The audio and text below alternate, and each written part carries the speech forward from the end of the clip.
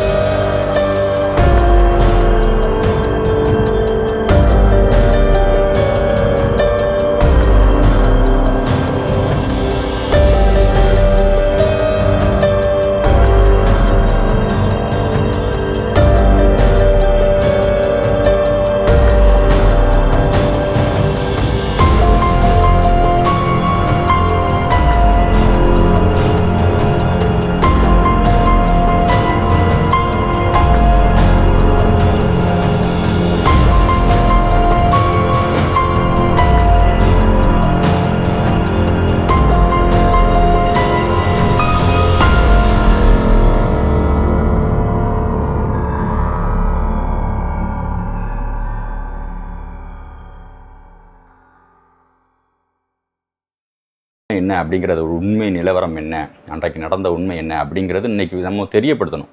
அது சினிமா மூலமாகவோ இல்லை உண்மையை சொல்லக்கூடிய தலைவர்கள் மூலமாகவோ அது சொன்னால் மட்டும்தான் இளைஞர்களுக்கு போய் சேரும். ஸோ அந்த படத்தில் அந்த காட்சி, குறிப்பாக தேசியத்தில் ஒரு படம் இன்னும் வெளியாகலை. ஸோ அந்த படத்தில் என்ன இருக்குது அப்படிங்கிறது நமக்கு தெரியாது. ஸோ அதுக்கு பிறகு படம் வரும்போது தான் நமக்கு வந்து உண்மை தெரியும். அது நல்லபடியாக இரண்டு சமுதாயங்களுக்கும், அதாவது எந்த பிரச்சனையும் இல்லாமல் அன்றைக்கு நடந்த உண்மையை, எந்த பொய்யும் இல்லாமல் உண்மையை வந்து சொல்லுவாங்க அப்படின்னு நான் நம்புகிறேன். ஏன்னா எந்த காட்சி நம்ம எடுத்தாலுமே அது வந்து சமுதாயங்களுக்கிடையே மோதலை ஏற்படுத்தும் வகையில் வந்து திரைப்படங்கள் எடுக்கக்கூடாது. ஆனால் இந்த படத்தில், தேசியத்தில் ஒரு படத்தில் வந்து உண்மை சொல்லியிருப்பாங்க அப்படின்னு நம்ம நம்புகிறோம். ஸோ அந்த காட்சியில் வந்து என்ன இருக்குது அப்படிங்கிறத நம்ம பார்க்கலாம். இப்போ நீங்கள் பார்த்துட்டு வந்துடுங்க. பிதா ஸோ பார்த்தீங்கல்ல, அந்த காட்சியை வந்து தொடங்கும் போதே இமானுவேல் சேகரன் அப்படிங்கிற கேரக்டரில் நடிக்கக்கூடியவங்களை காட்டுறாங்க. பிதா சுதன் பரிசுத்த ஆவியினாலே அப்படின்னு ஒரு ஜபத்தை சொல்லி, ஒரு ஆசீர்வாதத்தை சொல்லி தான் அந்த காட்சி வந்து துவங்குது. செப்டம்பர் 11 அப்படின்னு சொல்லிட்டு போடுறாங்க, அன்றைக்கு நடந்த சம்பவம். ஸோ அந்த பிதா சுதன் பரிசுத்த ஆவியினாலே அப்படின்னு சொல்லி சிலுவையை போட்டு அவர் அப்படி வெளியே வர்ற மாதிரி காட்டுறாங்க. அடுத்த சீனில் அப்படி அந்த சீனுக்கு அடுத்தாப்பில் தொடர்ச்சியாக வரக்கூடிய சீனில் நம்புநாச்சி டீ ஸ்டால் ஹோட்டல் அப்படின்னு சொல்லி காட்டுறாங்க. அந்த நம்புநாச்சி ஹோட்டல்லேருந்து அவர் வெளியே வர்ற மாதிரி காட்டுறாங்க. ஓகேவா? ஸோ வந்து அவர் வந்து பிதா சுதன் பரிசுத்த ஆவியினாலே காட்டும்போது அவர் வந்து ஹிந்து மதத்துக்கு எதிராக இருந்திருக்கலாம் அப்படிங்கிற மாதிரியான காட்சியாக தான் இருக்குது. ஸோ அடுத்து வந்து நம்புநாச்சி ஹோட்டல்லேருந்து வெளியே வர்ற மாதிரியான ஒரு சீனு. ஸோ அதற்கு பிறகாக பார்த்திங்கன்னா பக்கத்து ரோட்டுக்கு எதிர்த்தாப்பில் இருக்க ஒரு காட்டுக்குள்ளே அவர் போகிறாரு. போகும்போது இங்கே தூரத்தில் இருந்து மக்கள் எல்லோரும் டீ கடையில் நிற்கிறவங்க, ரோட்டில் நிற்கிறவங்க, பஸ் ஸ்டாண்டில் நிற்கிறவங்க எல்லோரும் அடித்து ஓடுற மாதிரி ஒரு சீனு. அதன் பிறகு அப்படி நிழல் மட்டும் காட்டுறாங்க. வேல்கம்பு, வெட்டர்வா வேல்கம்புலாம் வச்சுட்டு ஏதோ ஒரு சம்பவம் நடக்கிற மாதிரி காட்டுறாங்க. ஆனால் அது யார் என்ன அப்படிங்கிறது இல்லை. ஸோ இவ்வளோ தான் வந்து அந்த காட்சியில் வந்து இருக்குது. ஸோ இதுதான் வந்து அந்த வெளியான காட்சி. அவர் வந்து பிதா சுதன் பரிசுத்த ஆவியினாலே அப்படின்னு அவர் ஆசீர்வாதம் பண்ணி வெளியே வர பார்த்தா ஒரு கிறிஸ்தவ மதத்தை சார்ந்த ஒரு காட்சியாக இருக்குது. ரெண்டாவது ஒரு நம்புநாச்சி அப்படிங்கிற ஹோட்டல்லேருந்து வெளியே வரன ஒரு காட்சியாக இருக்குது. ஸோ இவ்வளோ தான் அந்த சீனில் வந்து இருக்குது. ஸோ இதற்கு பின்னணியில் என்ன இருக்குது, பின்னணியில் என்ன நடந்துச்சு, அன்றைய காலகட்டத்தில் என்ன சம்பவம் நடந்துச்சு, இன்று இவர்கள் சொல்லப்படுற மாதிரியான போட்டி போட்டு குரு பூஜை நடத்துவதற்கு ஏதாவது ஒரு காரணம் இருக்குமா, உண்மைக்கு நடந்துச்சா, இன்றைக்கி இரண்டு சமுதாயங்களும் மோதி கொள்வதற்கான காரணங்கள் ஏதாவது அன்றைய காலத்தில் இருந்துச்சா அப்படின்னு எதுவுமே சீனில் வந்து இல்லை. ஸோ ஒரு சாதாரண ஒரு காட்சியாக இருக்குது. திரைப்படம் வெளிவந்த பிறகு தான் நமக்கு வந்து அதில் என்ன உண்மை, அன்றைய காலத்தில் நடந்த உண்மை நிலவரம் என்ன அப்படிங்கிறது நமக்கு தெரியும்.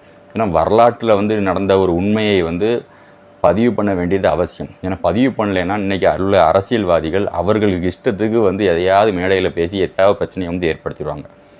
அதுதான் இன்றைக்கி காலங்காலமாக தென் மாவட்டத்தில் நடந்துகிட்ருக்கு. ஸோ உண்மையான வரலாற்றை வந்து சொல்ல வேண்டியது, ஒரு திரைப்படம் வாயிலாக இளைஞர்களுக்கெல்லாம் போய் சேர்க்க வேண்டியது அவசியம். இது 2 சமுதாயத்திற்கும் தேவையான ஒரு விஷயமாக தான் நான் நினைக்கிறேன். 2 சமுதாயமே இமானுவேல் சேகரனோட ஒரு காட்சி எடுக்கும்போது கண்டிப்பாக சமுதாய இளைஞர்களுமே அதை வந்து கொண்டாடுவார்கள். அதில் வந்து எந்தவித மாற்று கருத்தும் இல்லை. ஏன்னா உண்மையான வரலாறு அப்படிங்கும்போது உண்மையை சொல்லப்படும் போது உண்மை வந்து என்றைக்குமே மெதுவாக வந்தாலும் அது வந்து ஒரு நல்ல விஷயமாக தான் இருக்கும், நல்லதாக தான் முடியும் அப்படின்னு நான் நம்புகிறேன். ஸோ அதனால் எடுத்த உடனே படமே இன்னும் வெளியாகலை, அதுக்குள்ளே அதை வந்து எதிர்க்கிறதுக்கு வந்து எந்த அவசியமும் கிடையாது. அது எப்படி எடுக்கலாம் அப்படின்னு சொல்லி பேசுகிறதுக்கு என்ன அவசியம் இருக்குது? ஸோ அன்றைய காலத்தில் நடந்த ஒரு உண்மை சம்பவத்தை மையமாக கொண்டு ஒரு படம் அது எடுக்கப்படுது அப்படிங்கும்போது அது வந்த பிறகு படம் எப்படி இருக்குது என்ன ஏதுன்னு பார்த்து தெரிஞ்சுக்கிறது தான் ஒரு நல்ல விஷயமாக இருக்கும்.